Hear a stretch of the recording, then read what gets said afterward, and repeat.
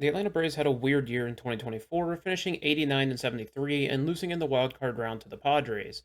It was a year defined by injuries and poor play, with the multitude of stars missing significant time and weren't the greatest on the field when they were there. With some help from the injury gods, impact prospects, and a few crucial free agent signings, the Braves are looking to rebound in a big way in 2025, and today we will look at all of that and more in the 2025 Atlanta Braves season preview. The biggest addition of the offseason came in the form of signing Jurickson Profar, who finally had his breakout season for the Padres last year. He finished with 24 homers and 85 RBIs with an 839 OPS and a 134 OPS plus. If the Braves can get that sort of production, then they did great to finally add that third outfielder that they've been missing for some time. However, there are some concerns for a player who has played 10 years of 92 OPS plus type ball to put up that sort of production all of a sudden. For a 3-year deal, this signing could go poorly. However, it can also go beautifully, just depending on how Profar performs. For the rest of the offseason additions, the Braves were very quiet. The only player they acquired that is still on the roster is Brian De La Cruz, who had his fair share of struggles last season, splitting time between the Pirates and Marlins. His spot on the roster feels like a placeholder till Acuna can get back, but he does have two options left, so it is somebody they can rely on throughout the season if needed. As for the losses, there are a lot of them. Just to quickly rattle through them, the Braves lost Max Fried, Jorge Soler, Luke Jackson, AJ Minter, Travis d'Arnaud, Jesse Chavez, Adam Duvall, Charlie Morton, John Brebbia, and Ramon Laureano. There is a lot of depth and high quality names in this group, but the biggest thing has to be Max Fried, who signed a big deal with the Yankees.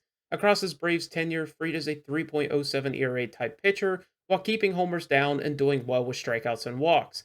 Fried is just a rock and it will be impactful, especially for a rotation that has its injury history and some unproven youngsters coming in. That brings the current projected roster to Sean Murphy behind the dish, Matt Olson at first, Albies at second, Arcia back at short, Austin Riley at third, Profar in left, Harrison center with Kelenic platooning and right with De La Cruz. With Marcelo Zuna at the DH spot, Chadwick Tromp would be the backup catcher, Nick Allen as an additional infielder, and Luke Williams as a utility option. As you can see from the projections, there is a lot to like with this team, with the only true weakness being at shortstop and the aforementioned Profar in left field. The rotation is currently projected as the Cy Young winner Chris Sale at the top, with Ronaldo Lopez and Spencer Swellen back in the middle, and Grant Holmes and Ian Anderson bringing up the rear. Zips really likes the unit, with only Anderson projected to finish with a 4 plus ERA and finishing third in the majors in total value added. There is a world where this unit crumbles a bit with Sale and Anderson's injury history and Holmes having to take a step back into the full time starter role, but at their best, this unit can be excellent. The bullpen is also projected to be really solid, adding the 10th most value in all of baseball by the Zips projections. For players who can break past the projections, we have second year starter Spencer Schwellenbach, who put together a really good rookie season, posting a 3.35 ERA across 21 starts. Schwellenbach did an excellent job at getting swings and misses, with his fair share of strikeouts, and does great limiting walks. He does get a good amount of ground balls and limits barrels, and he's just an excellent young pitcher in the game. However, Zips has him regressing a bit with a 3.71 ERA, and while that is still respectable, Schwellenbach can do much better. For prospects, the Braves actually have quite a few on the way, and the highest rated of the bunch has to be Drake Baldwin, who finished the year on fire at the AAA level. Baldwin has a very high floor as a catcher who is well rounded, and he has some pop to differentiate himself from the pack. At his floor, he will make a solid backup catcher, but if he can continue to hit, he will be so much more. It'll be difficult for him to find a full time role in the majors with Sean Murphy currently occupying the catcher role, but he can still be a solid contributor for the team when he can find time. The next name didn't necessarily have the same success in 2024 in AJ Smith Shawver. Across his 21 minor league starts, he posted a 4.85 ERA and continued to struggle with his control. There's no question that Smith Shawver's stuff can play in the majors with a 65 grade fastball, 55 grade slider, and a solid curveball and changeup in the mix. It's a big year for Shawver to get that control respectable, or else we will have to start looking at him as a bullpen piece long term.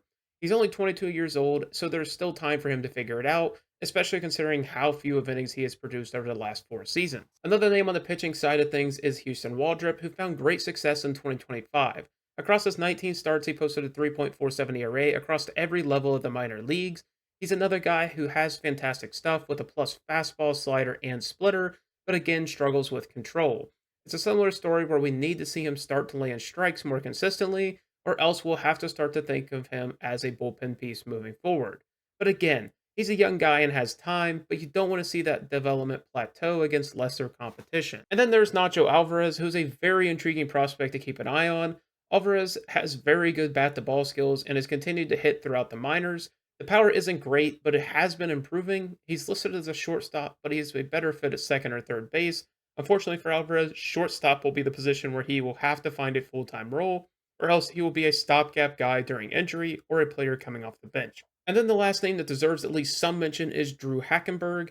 He doesn't have the raw stuff of the other pitchers on the prospect list, but he is solid and will likely find some time in the majors with the inning limitations and injury history of the rotation. The Braves likely won't be in a place to sell at the deadline, but they do have some intriguing names whose contract will be ending at the conclusion of the season.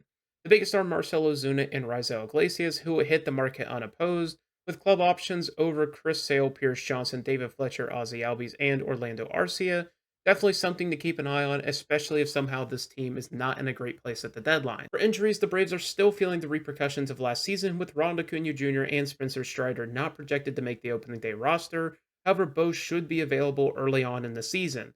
And then Joe Jimenez, who was a great reliever for the team last year, will likely not be finding the mound at all this season with a torn meniscus. And that brings us to the final predictions for the team. For the floor, there is room for this team to get worse than last season. The rotation has some great production associated to it, but it has its question marks with the youth and health. And if some of the offensive performers can't rebound to their superstar status, it could leave the team on the cusp of the playoff at 84 wins and 78 losses. For the ceiling, it's so much fun to imagine where this team could be, but it's important to note how much depth they lost. Yes, they'll get almost a full season from Strider and Acuna, but the talent that walked out the door will impact this team, and the ceiling will be slightly lower than their 100 plus win seasons at 97 wins and 65 losses.